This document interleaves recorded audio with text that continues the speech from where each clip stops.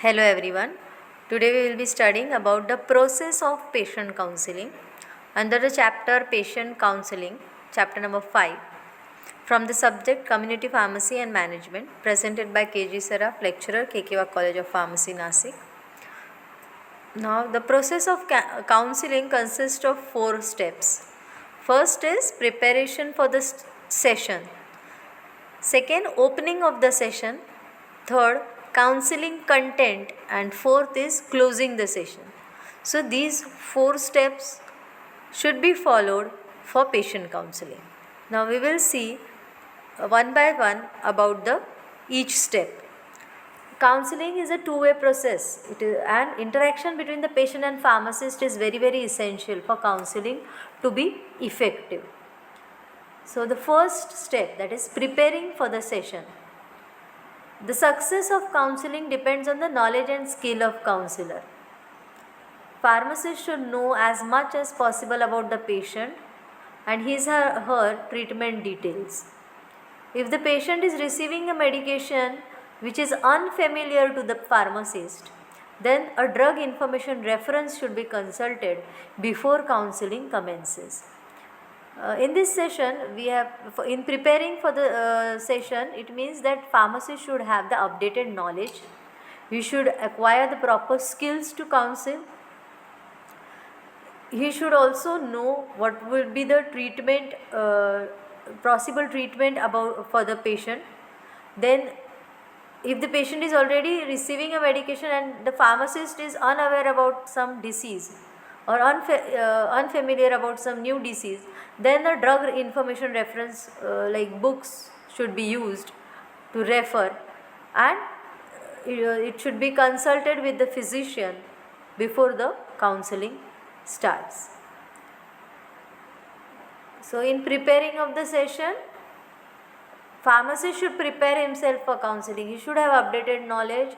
He should consult with the physician, and he should, if he is unfamiliar with it, then he should refer to some information, drug information references.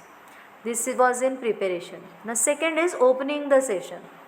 So, this is the first phase of counseling. The first phase of counseling is used for information gathering.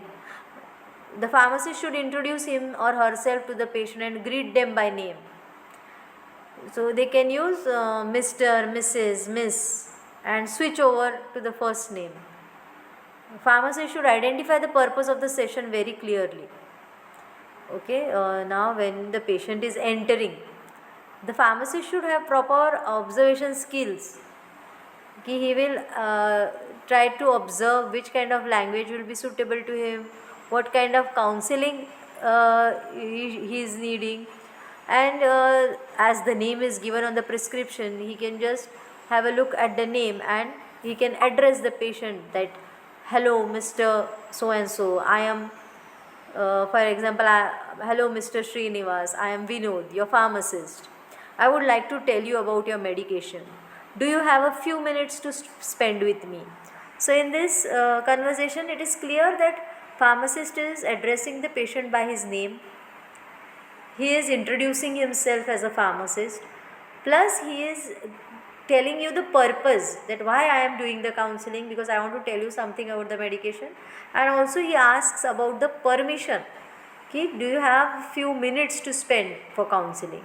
So, such conversation should be done in the opening of the session to introduce the pharmacist, to address the patient, and to tell the motive of the counseling, plus take a permission that whether you have that much time to spend for counseling. So, this is an opening of the session. Also, patient may be disturbed or distressed due to their illness. Okay, patient is very in a distressed condition due to some kind of illness, then a few kind words to demonstrate empathy and understand will assist the counseling process. During counseling, the pharmacist should avoid asking question in a direct or in an embarrassing way. Show excessive curiosity, discuss the patient's personal problems, or passing moral judgments, interrupt with the patient is speaking, or making some premature statements. So, this should be avoided. Passing any judgments or doing any personal comments or discussing about some patient's personal problems or or interrupting the patient should be avoided. Next is counseling content. So this is the biggest or the heart of counseling session. In this stage, the patient, we have to actually explain all the things related to medicines, how to take the medicines, dosage form, route of administration, what is the duration, what will be the possible side effects, name and strength of medication, reason why it is prescribed, how to take the medication, duration, benefits of the treatment. All these things comes in content. Then what would be the possible side effects of the medication, what dietary interactions would be there, and then minimum duration required to show therapeutic effect, what to do if the dose is missed, or special monitoring requirements. For example, blood test. If blood tests are required, the pharmacist should suggest.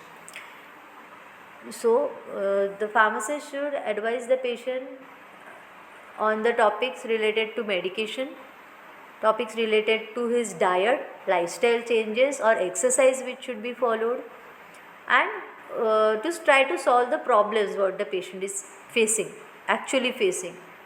So information which is given should be tolerated to the individual patient. In some situation, it is important not to jump to conclusion, but why a particular medication is prescribed. Some examples like tricyclic antidepressants are often used for depression, such as other than depression, such as neuropathic pain.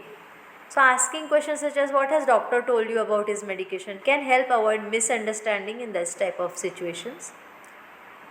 So the last step is closing the session. Closing is actually you have to summarize all the things, summarize the key points, ask for some feedback. Can you remember what this medication is for how long you should take medicine. You should just assess the patient by asking some question whether he has understood all the things, and then before the final closure, summarize all the points.